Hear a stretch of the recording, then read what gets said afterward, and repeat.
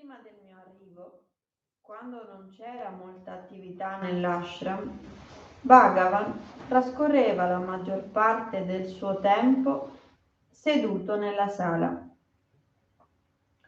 Lavorava regolarmente in cucina e andava a camminare sulla collina, ma per la maggior parte del giorno conduceva una vita piuttosto sedentaria. Tutto questo cambiò una volta che iniziò il programma di costruzione. Veniva spesso fuori a vedere cosa stessimo facendo. Ci tempestava di consigli e istruzioni e occasionalmente si univa al lavoro lui stesso. Alcuni credevano che l'ashram crebbe spontaneamente attorno a Bhagavan senza alcun suo intervento, ma avrebbero cambiato idea se avessero visto Bhagavan al lavoro negli anni 30.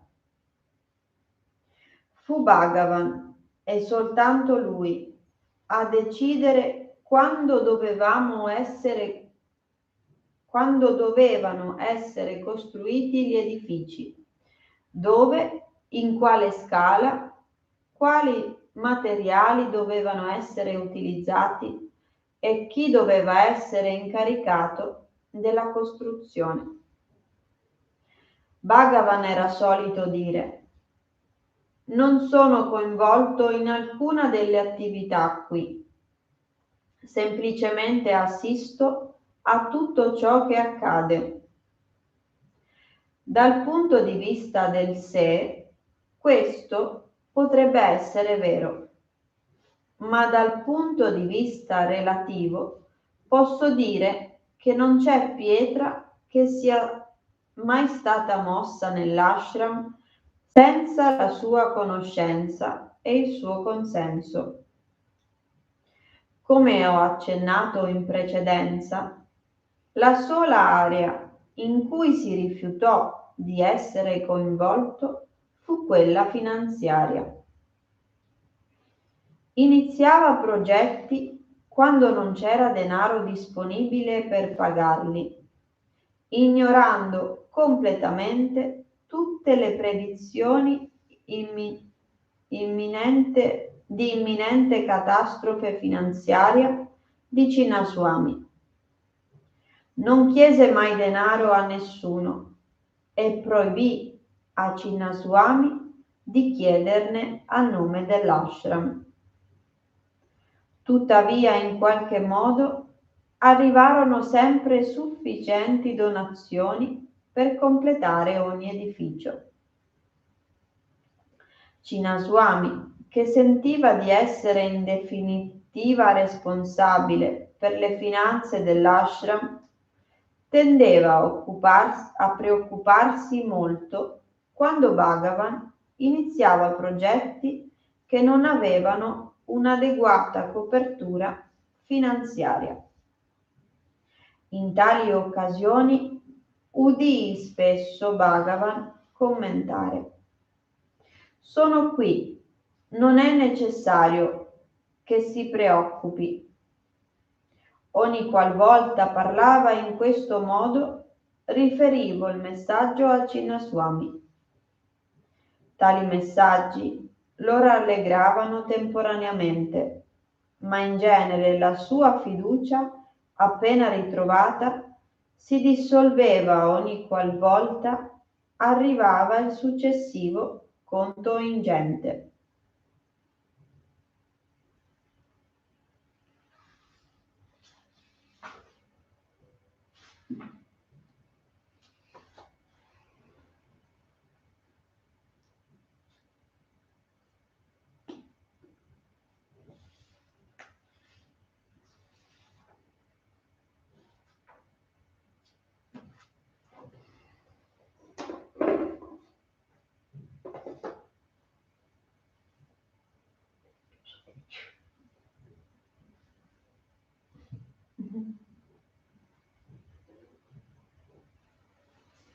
Avete qualcosa a chiedere?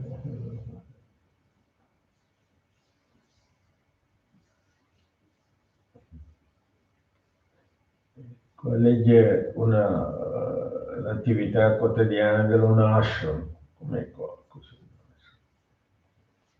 L'ashram, leggendo tu vedi sempre la costruzione, sempre c'è la costruzione. È un sadhana.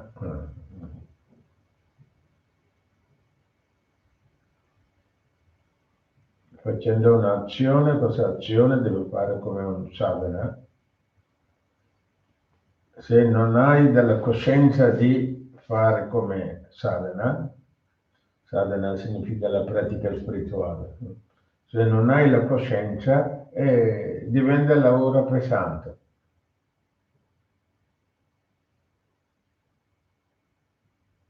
Ogni piccola cosa noi puoi fare pesantemente, anche leggermente. Se pensiamo come un sadhana, alleggerisce.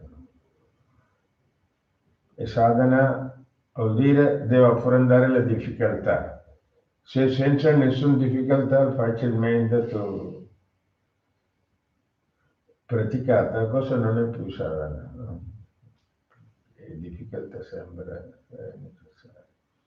Anche Bhagavan cominciava il progetto, costruire, ma senza preoccupare il denaro. C'è l'evento, cominciamo a asciugare i vestiti, se pioggia, no, c'è vento. Quando cominci attorno delle persone, hai questa un'opportunità di sensibilizzare, aumenta la sensibilità. Se non è l'opportunità, sensibilità non aumenta. E quello va a guardare questa opportunità. Chi è sensibile dare una mano, chi non hai una sensibile blocca se stessi. Così sembra qualche costruzione, qualche attività e tutto continua.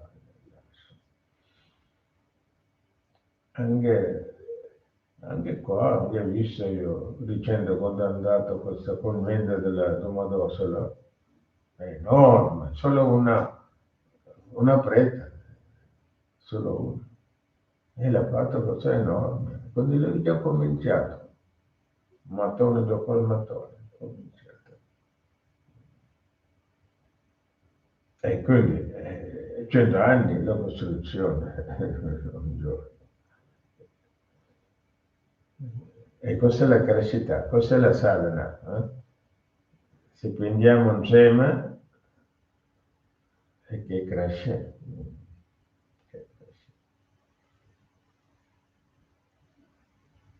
continuamente cresce, ogni giorno cresce.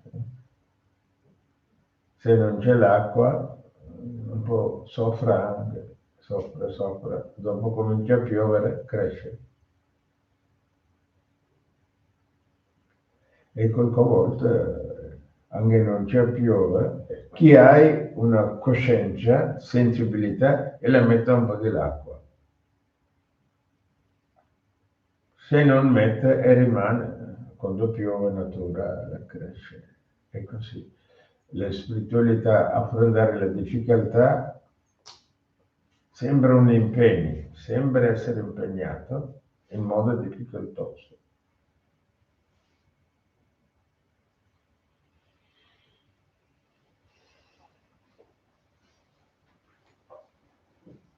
Om Sarana Bhavatu Sarano Bhunaktu Sarviryam Karavavai Tejasvinavati Namastu Mavit Visavai Om Shanti Shanti Shanti.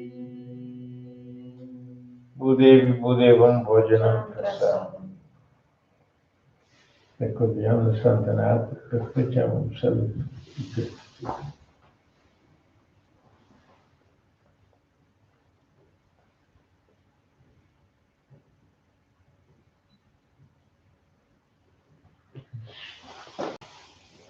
Grazie, grazie. Buona giornata a tutti. Grazie.